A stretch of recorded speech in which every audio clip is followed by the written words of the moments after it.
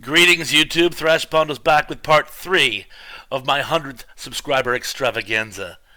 And without further, I'm going to start with another one of my patented double features, Mask of the Red Death and Premature Burial. Mask of the Red Death, loosely based on the works of Edgar Allan Poe, an evil prince in medieval times decides to throw a big banquet to commemorate his surviving of a plague, only to find his celebrations might be premature. And Premature Burial, well, you can guess the theme of that one. Up next, Last Days of Planet Earth. This is a fun Japanese film depicting the last days of Earth as seen through, supposedly, the quatrains of Nostradamus. Coming up next, Encounter with the Unknown. This was actually meant as a television show, but when the series was not picked up, the episodes were edited together into an anthology film, and not particularly bad. Coming up next, Doctor Who Genesis of the Daleks. Yes, I can already hear you, this isn't a movie, but as I said, I grabbed my discs at random, so some of them may not necessarily constitute film, but one of my favorite Doctor Who stories, particularly of the Tom Baker years. Coming up next, Dead End Drive-In.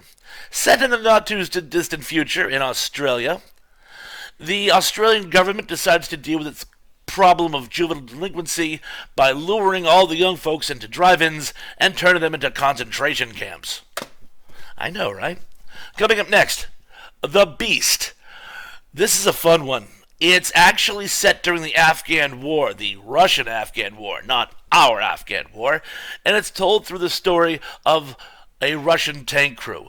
They, I don't want to say inadvertently, destroy an entire village, and the villagers go on a quest of revenge. Some of the Russian soldiers go on a quest of revenge on their own as well, you might say.